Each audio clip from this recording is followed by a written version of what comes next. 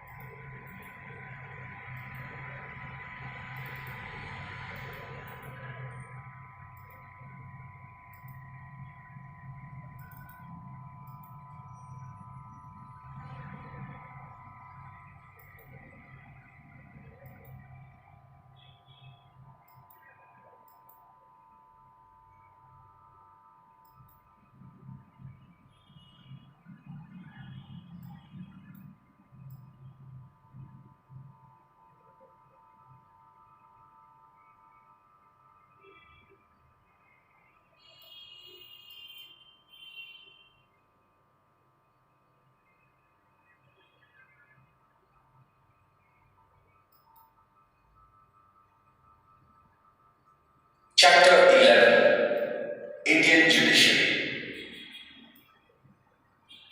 Introduction.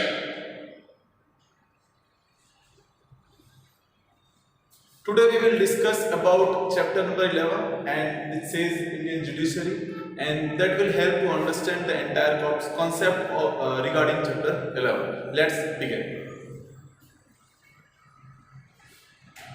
We have studied in detail about the two organs of the government, the legislative and the executive. Now we shall study in detail about the third organ of the government, the judiciary, which is the independent, statutory and impartial organ of the government.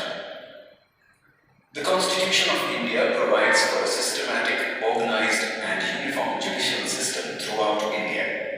The Indian judiciary system is in the form of a pyramid hierarchy. We have established a uniform judiciary, and in it, at the topmost level, there is the Supreme Court, which is the apex court. At the middle level, there are high courts, and under their jurisdiction are the district courts at the district level, and at the taluka level, there are local and special courts. Apart from these, there are trial courts and tribunals, which are established to cater to various objectives. Importance of judiciary. A neutral and impartial judiciary is essential in the federal system for the protection and preservation of the rights of the Indian citizens and to solve any incongruity between the center and state or between one state and the other state regarding the division of workload. The judiciary is an important organ as to interpret constitutionality of any provision of any law so that the supremacy of the Constitution prevails. In order that the legislature or the executive do not violate any of the constitutional limitations, we require in a country independent, firm, impartial and fearless judiciary, which is the foundation of democracy. The objective of the Constitution is to see that in the judiciary process there is no flaw or delay and the citizens get quick, cheap and equal justice.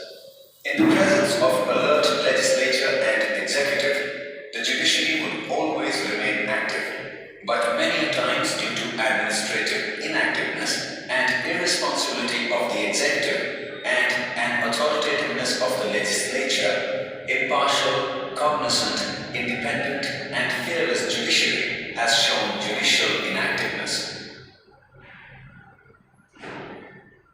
Apex Court or Supreme Court. Supreme Court is at the apex of the Indian judiciary. As per the Constitution of India, it is the top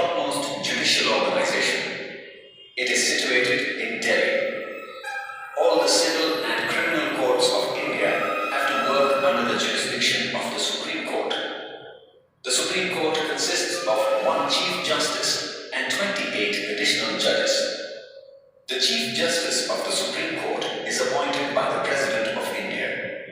The number of judges in the Supreme Court is decided by the Parliament, but if the President feels that the workload of the Supreme Court is increased, then the President can appoint additional ad hoc judges to the Supreme Court as per the provision of the Constitution.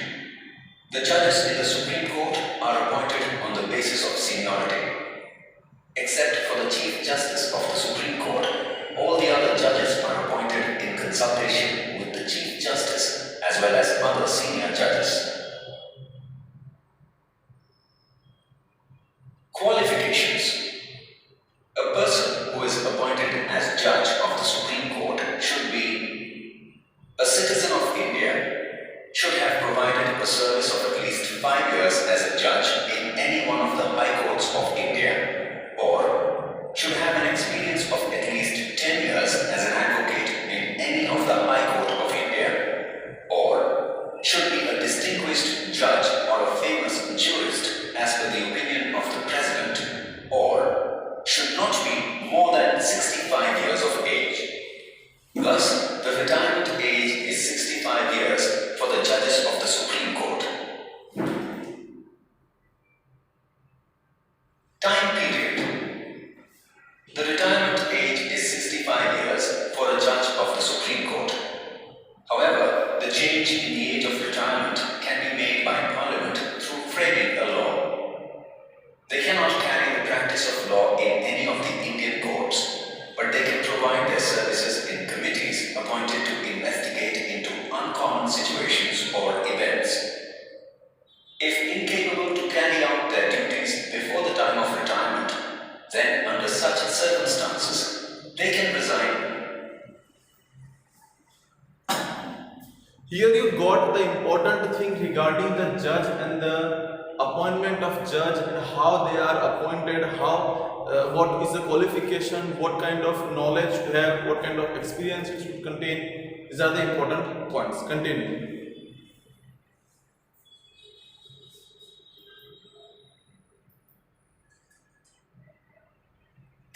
Willingly from their posts by tendering written resignation to the President.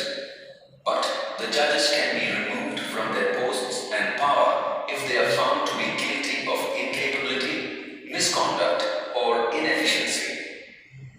This removal is in accordance with the provisions of the Constitution and is carried out through impeachment motion in Parliament. The procedure for it is as follows. Every House of Parliament has to submit a memorandum having majority support to the President of the total number of members and at least 2/3 number of the members present in the respective session.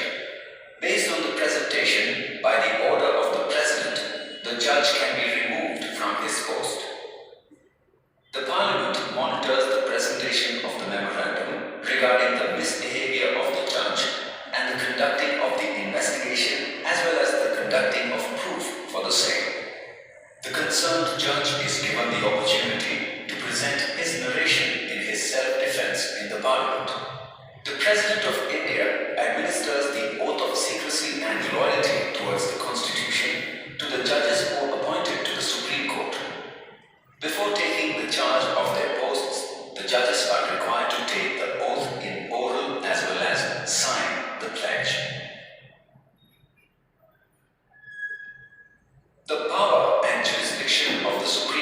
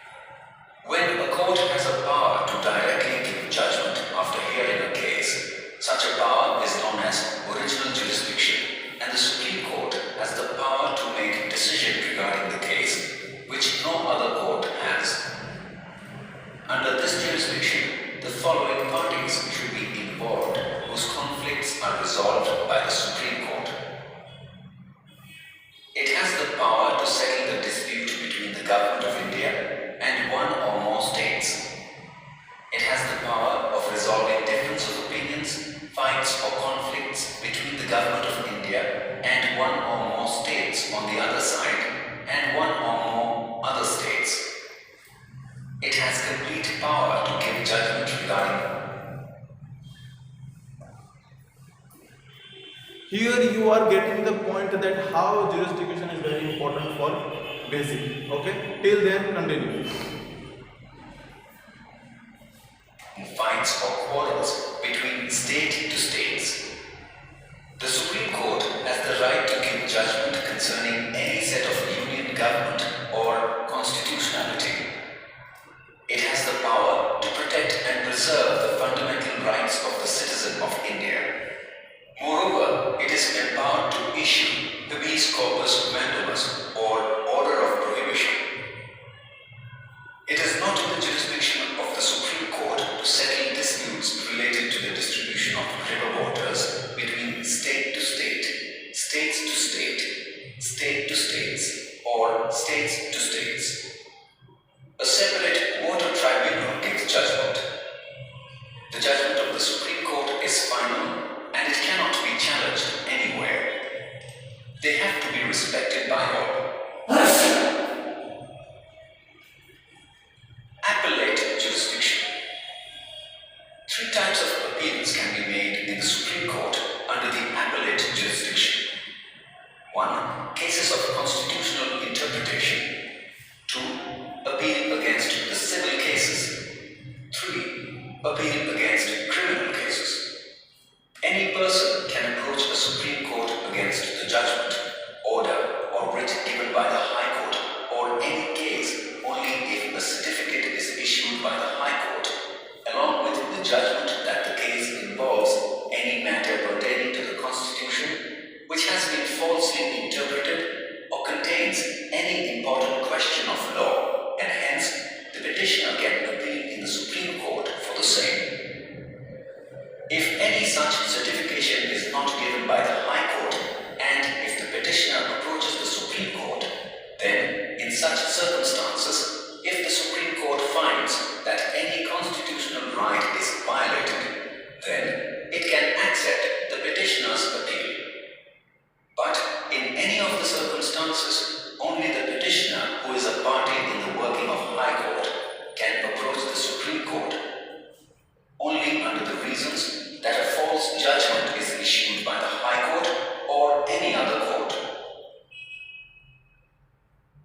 In case of the civil cases, if the High Court certifies that the case involves important question of interpretation of law, and that the case holds general importance and it is necessary that Supreme Court decides, then an appeal can be made in the Supreme Court.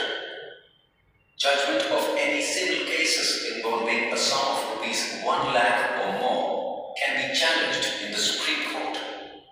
In case of the criminal cases, if any lower court has acquitted the criminal from capital punishment, and in that case the High Court has given capital punishment to the criminal, then in such circumstances an appeal can be made in the Supreme Court. The Supreme Court can review its own judgments. It can transfer cases that are going on in other courts to the Supreme Court. The Parliament can increase the powers of the Supreme Court by framing Act. Advisory Jurisdiction. If the President feels that any particular matter or question holds importance from the point of view of public welfare, then the President can take a counsel of the Supreme Court by sending the matter or question to the Supreme Court for consideration. Under this provision, the President can avail counsel from the Supreme Court in the questions pertaining to law, reality, and constitutional interpretation or relevancy of any bill. But if the Supreme Court finds it unnecessary to consider or give opinion on the said matter, it can send it back to the President. And it is not mandatory for the President to follow the advice or counsel given by the Supreme Court. Other powers. A Supreme Court has the power to review its own judgment or decision. The Supreme Court can punish for contempt of the court. Supreme Court has a power to nullify any steps, law taken by the executive if it violates the Constitution.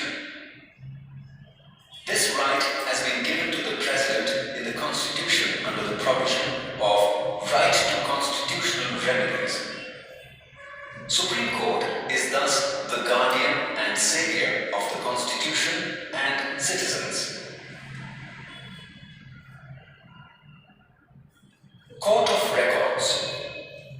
Court of Records holds an evidential value, and when any records from the court are presented, no objection can be taken against it. The judgments and decisions of the Supreme Court are considered as permanent documents, and all are bound to accept it. They are used as references by the subordinate courts while giving judgments and decisions. Any court showing its contempt or disapproval can be punished. High Court.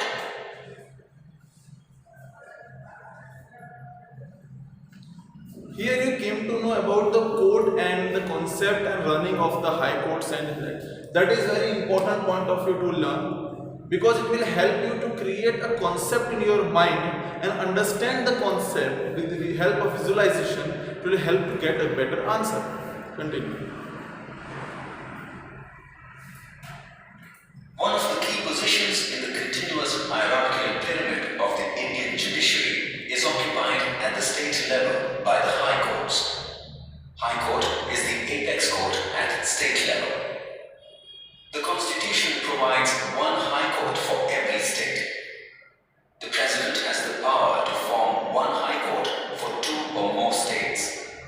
In India, there is one common High Court for the states of Punjab, Haryana, and Chandigarh. Similarly, under the jurisdiction of the High Court of Assam falls the states of Manipur, Meghalaya, Nagaland, Tripura, Mizoram, and Arunachal Pradesh.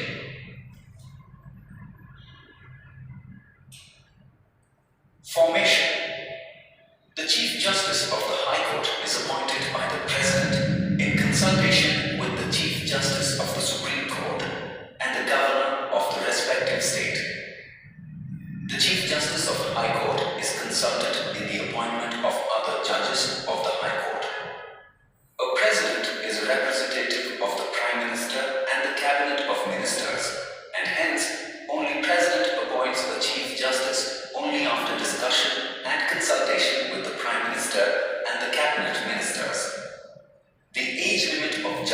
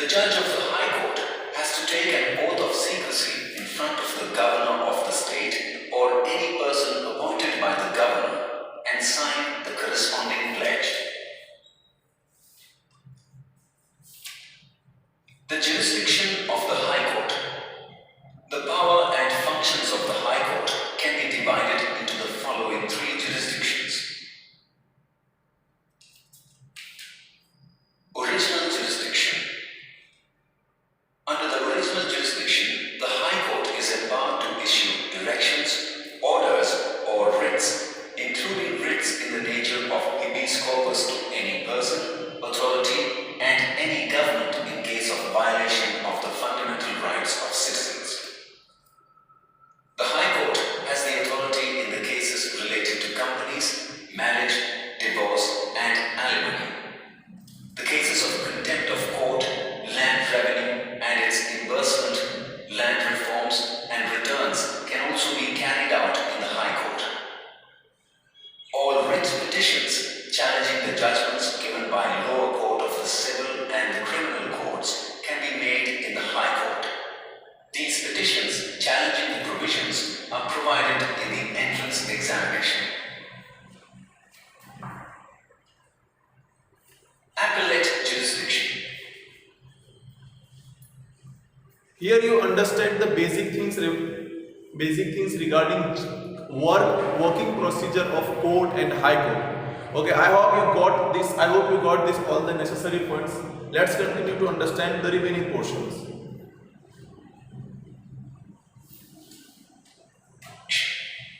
Under the appellate jurisdiction of the High Court, the court hears the petition against the civil and the criminal cases. Any petition challenging the judgment of the lower courts and tribunals can be made in the High Court. In case a session court has issued any judgment punishing the accused for more than 4 years, then the petitioner can challenge the judgment in the High Court. If any accused is given a capital punishment by a sessions court in a case of murder, for which a less severe punishment is issued by the lower court, then, in such condition, the judgment can be challenged in the High Court. The petitioner who is unsatisfied with the judgment of the tribunal can also approach a High Court. The High Court has a power to decide upon important questions pertaining to the law, including constitutional interpretation. Administrative Jurisdiction. Each High Court has the authority and power to supervise the working of all subordinate courts and tribunals of the state or of its region.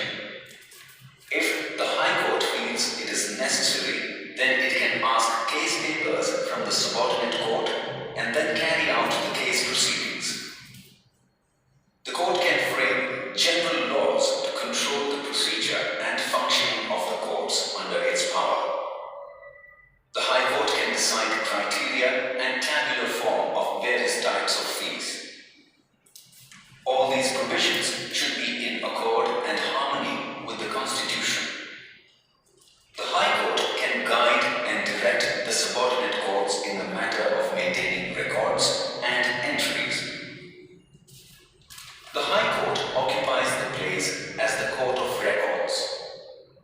The High Court publishes its judgments, decisions in an organized form. These judgments and decisions are binding and final, for they can use these court decisions and judgments as reference while taking decisions on various cases in future.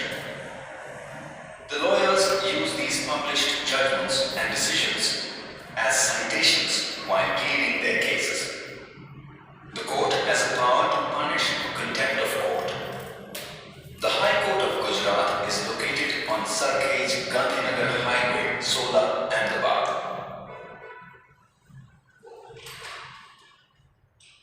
Subordinate courts. Under the guidance and For today, this much only. Remaining we will discuss afterwards.